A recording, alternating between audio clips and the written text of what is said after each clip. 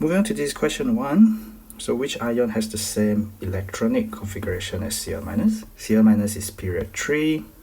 When you gain 1 electron, Cl- has the same electronic configuration as argon. So we're looking at a period 3 element, which is, well, not necessarily period 3, but something that has argon configuration. When you have silicon 4+, that is the same as neon configuration. Fluorine is the same as neon configuration. Phosphorus plus is the same as, it is not a noble gas configuration. Okay, you have just lost 1 electrons from the phosphorus, so you become neon 3s2 3p2, because originally you were 3p3, now you've lost 1 electron, you become 3p2. Scandium 3+, so scandium is argon 4s2 3d1, so this is what you lost all 3 of them, and you will have argon configuration. Question 2. So compound J and K each contains 40% carbon by mass. So looking at all these formulas, they look a bit scary because of how big they are. But if we just check by empirical formula, because even though there is n multiple, but empirical formula, whether you are n multiples of it or whether you are just 1 unit of that simplest ratio of atoms, it's going to be the same. Alright. So if we just look out for how many carbons there are, because they want by mass, so we have to check for hexose, for example. So there are a couple of things to check for. Hexose is C6H12O6. There are 12 carbon. So 12 multiplied by 6 carbon. So 12 for each carbon. The relative atomic mass should be 12.0 actually from the data booklet. Okay, 12 multiplied by 6 carbon divided by the molar mass, which is 12.0 times 6 plus 12 times 1 plus 16 times 6. I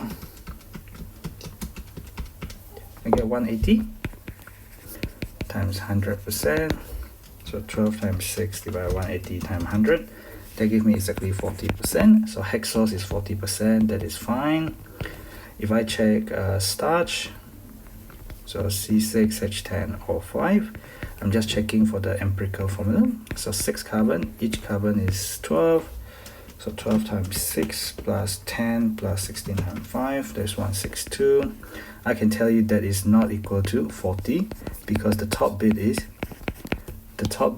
the same as this, but the bottom bit is different. So this gives you 40, the bottom bit is different, smaller, so this will be bigger. In fact, if I put onto my calculator, I get 45%. So 45% is not the same as 40%. Okay, but what I'm just saying is, what is the same here and what is different at the bottom, therefore you will not get 40%. So we know starch is not 40%, so A is out. We know starch is not 40%, D is out. Okay, so they say each of them contain 40%, right?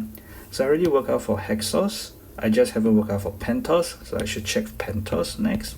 C5H10O5, there's your pentose, a 5-membered sugar, 5 carbon sugar. So 5 carbon, each carbon is 12. Then work out the molar mass, 12 times 5 plus 10 plus 16 times 5, that's 150. Work out the percentage by multiplying by 100, and I get 40%. So earlier we know hexose is, now we just work out that pentose is also 40% by carbon, 40% carbon by mass. So we already gotten the answer, so we don't really have to work out sucrose. You can work out sucrose, but you will not get 40% because there's only one correct answer in the 4 options. Okay, so I can move on. So next bit is about equilibrium. So this one seems tricky. So 2 moles of compound P were placed in a sealed container. The container was heated and P was partially decomposed to produce Q and R. So you get dynamic equilibrium, no problem. The thing is, I'm not sure which equation is which equation, right? So I guess when they said 2 moles of compound P were placed in the sealed container, so that means A must be out because there's 1 mole of P. So I'm left with B, C, and D. The thing is, I'm not sure what is what. Okay, let's go through B first. If it is B, Okay, I don't think there's any other choice. You might have an easier way. I think I might have to do this. Initial, so initial mole is going to be 2 and nothing. Equilibrium mole, so always label your stuff. The equilibrium mole, you have x mole of R. 2 moles of P give you 1 mole of R. So the mole of Q produced, the mole of Q produced is 2 times the mole of R. So therefore, this is 2x. So because 2P give you 2Q, if you form 2x from this, so 2x of this must have reacted. So this must be 2 minus 2x. So the total moles of at equilibrium, so total equilibrium mole is going to be 2 minus 2x plus 2x plus x. That is 2 plus x. It is not 2 plus x over 2, so B is out. How about if it is C? If it is C, is 2p q plus r. Your initial mole is going to be 2 and 0, 0. Your equilibrium mole, if you produce x mole of r, and 2 mole of P give you 1 mole of Q and 1 mole of R. So the mole of Q produced is equal to the mole of R produced. Alright, so here is going to be X as well and not 2X unlike before, because here if you produce 1 mole of R, you also produce 2 mole of Q. But here the stoichiometry is different. You produce 1 mole of R, you produce 1 mole of Q. So if you produce X mole of R, you also produce X mole of Q. Alright, but then because of this different mole ratio, 2 moles of P produce 1 mole of Q and 1 mole of R. So the mole of P produced, the mole of P reacted, you can imagine it like that, is to the mole of R produced or formed is going to be 1:2. You know the mole of P reacted is what you want. And at the bottom, you produce X mole. So the mole of P reacted is equal to half of X. So it's actually 2 minus half X. So therefore the mole at equilibrium is equal to 2 minus half X plus X plus X. So you get a 2 because there's the whole number. X and X give you 2X. 2 minus half give you 1.5. 1.5 which is 3 over 2X. And you get 2 plus X over 2, not 2 plus 3 over 2X. So C is out. D must be the answer. Okay, having checked through each of B and C thoroughly, we can be sure that D is the answer. You could have moved on. I'll just show you very quickly why D is the answer, right? So if D, then you have 2p q plus 2r. So your initial mole is 2, 0, 0. Your equilibrium mole, you remember you produce X mole of R, X mole of R. But here, 2 moles of P give you 2 moles of R. So if you form X mole of R, then X mole of P must have reacted. So you must have 2 minus X. This reaction, when you form 2 moles of R, which is X, you also form 1 mole of Q, which is half of that. So you also form half X mole of Q. So your mole at equilibrium is going to be 2 minus X plus half X plus X. The minus X and the plus X give you 0, so you get 2 plus half X, which is exactly what is given in the question. So this is quite a lengthy question, yeah, and anyway, you should be able to work it out by ruling A out and by working through B and C, and therefore giving D as the only possible correct answer. Question 4, you have some boiling points of these alkane. These are all alkanes. 1 carbon, 2 carbon, 3 carbon, 4 carbon. So these are straight chain alkane, like this, and this is just CH4, so we don't draw skeletal formula for just 1 carbon CH4. So the boiling point increases that way, or you can say the volatility increases, alright, as the number of carbon. So the volatility, how easy it is to boil, decreases because the boiling point increases. So that's to do with the van der Waals getting stronger, alright. So it's got nothing to do with covalent bonds. It's got nothing to do with hydrogen bond. So D is out. We talk about stronger van der Waals, which is to do with total number of electrons in the molecule. right? So that is increasing, and that is the main reason for the increase in van der Waals. Of course, there's also another reason, which is to do with surface area as well, as you have covered under structure and bonding. So the surface area of these molecules also increases, and therefore they result in stronger van der Waals. Okay, but then when we talk about surface area, mostly we use it for branch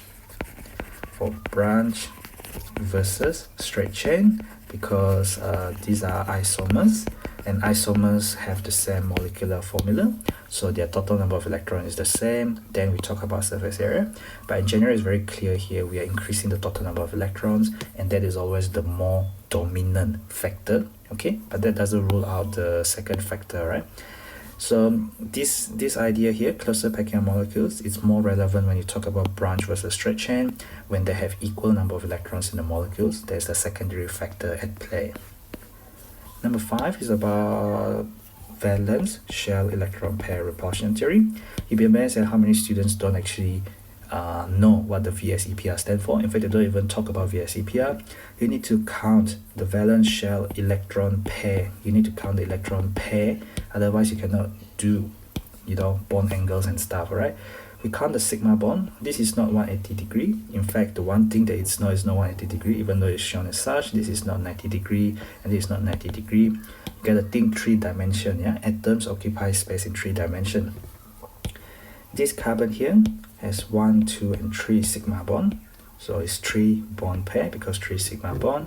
It's got 0 lone pair because it uses 1, 2, 3, 4 for bonding. It's only got 4 outer shell electrons. 3 bond pair, 0 lone pair. Your 3 bond pair repel equally. You will get trigonal, planar, sp2 hybridization, and 120 degrees. So there's a carbon sp2, and they are out. And this is the same for this one as well, because these are both carbon-carbon double bond, and this is a carbon with 1, 2, and 3 sigma bond, so 3 bond pair, and 0 lone pair because 1, 2, 3, 4, all of them used are for bonding. The same idea, 120 degree there as well, and not tetrahedral. Okay, and as for this other carbon has got 4 bond pair because it's got 4 sigma, 1, 2, 3, 4, and it's got 0 lone pair. The 4 bond pair repel equally in the absence of lone pair. That's what valence shell electron pair repulsion theory is for. Alright, shape of molecule, bond angle, tetrahedral, 109 degree, hybridization, part of your structure and bonding, very important in organic chemistry. Number 6, we talk about which one contains the fewest. The fewest mean the least number of molecules. So you are given volume, you are given the species, you are given temperature, and you are given pressure. This strikes to me as an ideal gas equation. So when you have PV equal to m over mr RT, you talk about the number of mole, which is mass over the mr of the gas. So you know the, do we want the mass over the nr? Maybe not, because you're talking about the fewest number of molecules. So the number of molecules is equal to Avogadro constants times the mole. Okay, so this is how Avogadro constant relates to the number of molecules or number of ions or number of species. Yeah. Okay, so essentially I don't think we need to be looking at mr, because we are looking at the mole. Whichever one contains the least number of mole of the gas, that will be the least number of molecules, because it's a constant. So the least number of mole will give me the least number of molecules. So I don't really need to be looking for m over mr. I just need to look for n. And n is equal to PV over RT. And R is a constant. So n is proportional to PV over T, where P is in Pascal or Newton per meter square. Volume is in meter cube. Temperature is in Kelvin. The Kelvin is very important because the temperature in Kelvin is equal to temperature in degrees Celsius plus 273. The thing in meter cube is less important here because 1 meter is equal to how many decimeter? 1 meter is 100 cm. and we know 1 dm is 10 cm, so therefore 1 meter is equal to 10 dm. So there's a relationship there. Okay, so if we have that relationship, you know that you can cube both sides and you can get 10 dm cube like that. So 1 meter cube is 10 to the 3 dm cube. I'll tell you why it's not important here, because all of these are given as dm cube, because meter cube to dm cube is not a plus. This is a plus, that's why they're important. This is not a plus, they are just a multiple, and we're talking about proportion. So if we work in dm cube, that will be alright here, because it's just a proportion that we are out of. But this is not alright, because this is plus 273, whereas it's not, whereas this one is multiplied by 10 to the 3, yeah? If you are in dm cube, convert to meter cube. So dm cube convert to meter cube, you need to do times 10 to the minus 3, whereas temperature in Kelvin to temperature in degrees Celsius to temperature in Kelvin, you need to plus 273. This one is a plus, this one is a multiply. So there are two different mathematical expressions. One give you okay in the proportional relationship. The plus does not translate well to proportion. Let me get started with the options. So the mole of CO2 is equal to, I'm going to cube that in dm cube, proportional, so I don't care about the other thing there. So times the pressure. Again, the other thing is the pressure is in kilopascal, so kilopascal to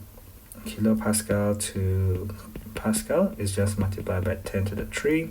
So again, this is to do with proportion, so I'm not too worried about converting the kilopascal into pascal, alright? So that is kilopascal times 1.00 dm cube divided by the 273 plus 27. So I'm talking about proportional relationship, yeah? So you need to be careful of these things.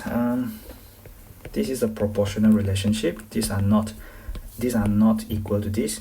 This is equal to this. This is proportional, so it's a direct proportional relationship. Okay. The mole of H2 is going to be 2.0 times 1.00 over 100 plus 273. Make sure you use bracket. So I get a 5.36 times 10 to the minus 3, and then C is the mole of N2 is equal to 4.0 times 1.00 over 300 plus 273. Make sure you use bracket again.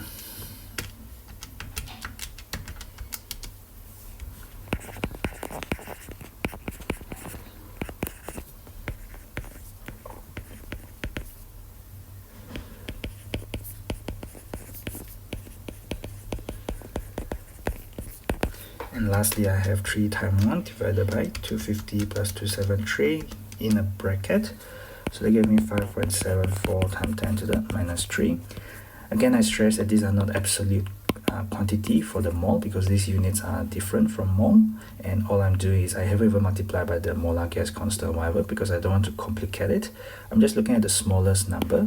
The smallest number is 5.36.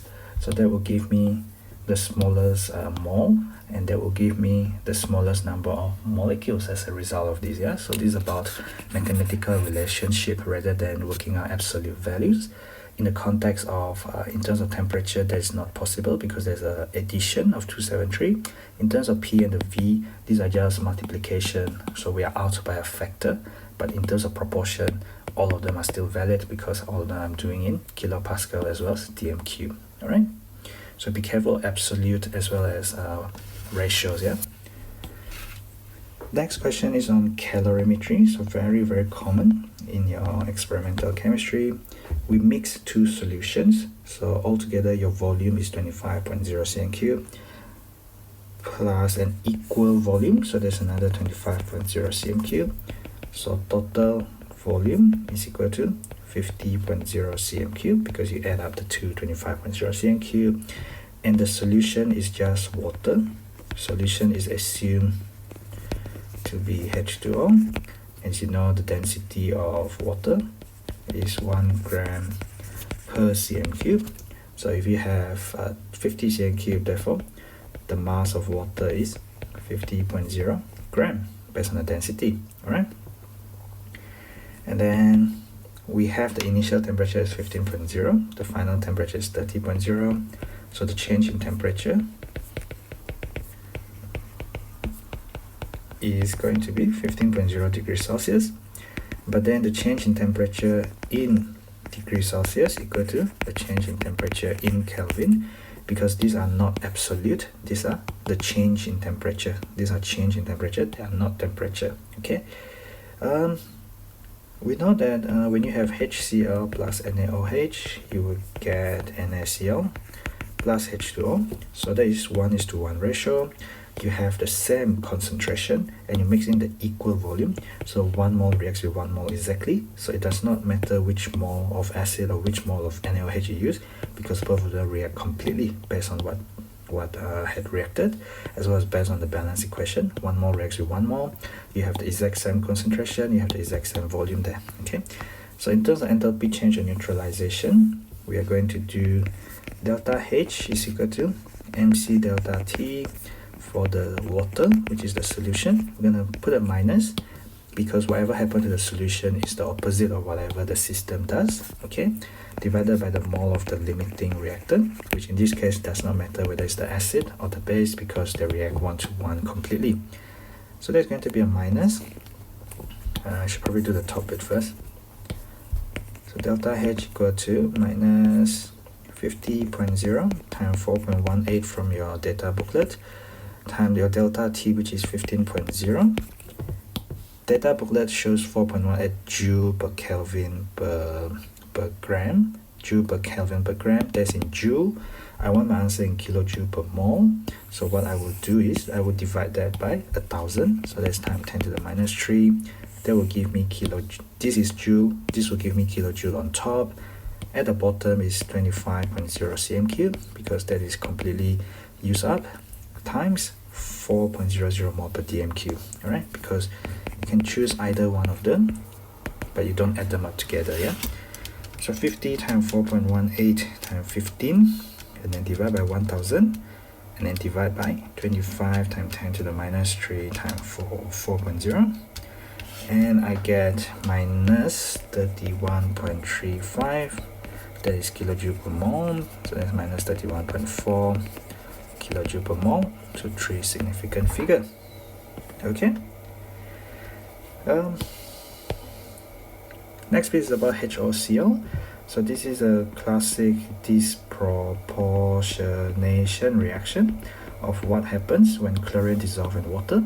They give you the bleaching property, which is that chlorous acid, whatever you call it, and then there's your chlorine minus 1. Okay, so this is chlorine 0. So this is disproportionation, where the chlorine is both oxidized and reduced in the same reaction. So this chlorine is oxidized here, this chlorine is reduced here. Okay, so it's not the hydrogen, because the hydrogen remain hydrogen plus 1. This is also hydrogen plus 1, this is also hydrogen plus 1. The oxygen is minus 2. The oxygen remains minus 2. Okay, so it's got nothing to do with the hydrogen at all, because there's no change in the oxidation state of the hydrogen. Number 9, you have all the reactants and products of an exothermic reaction being gaseous.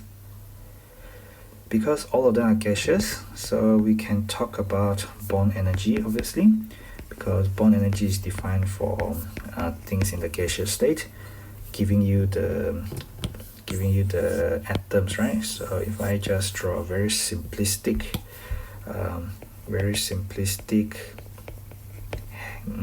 hair cycle. So this is the sum of the bond dissociation energy of the reactants. This is the sum of the bond dissociation energy of the product. Because we are saying that both of these are in gaseous state, so they are defined by bond dissociation energy, where I break all the covalent bond into gaseous atoms. So we're interested in enthalpy change of reaction, which of course you can relate by hair cycle. Then the enthalpy change of reaction is equal to that going that way, right? is equal to the sum of the bond dissociation. Should probably write that a lot better. The sum of the bond dissociation energy of the reactants minus the sum of the bond dissociation energy of the products. Okay, or you can think about this: you need to break whatever is in the reactant and you need to form whatever is in the product. Okay, so they mean the same thing really. So because we get an exothermic reaction, this is the key here. If the delta HR is lesser than 0, so that means this must be lesser than this. Alright, so the sum of the bond dissociation energy of the reactants must be lesser than the sum of bond dissociation energy of the products, because only then, if this is smaller than this, smaller minus bigger give you positive. So the reactants have, so the total bond energy of the product is more than the total bond energy of the reactants. So that is incorrect. Because of that, the total bond energy of the product is more.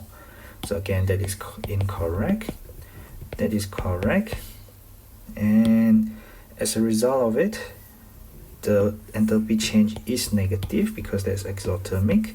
This is incorrect because it is exothermic. Alright, so you're left with option C.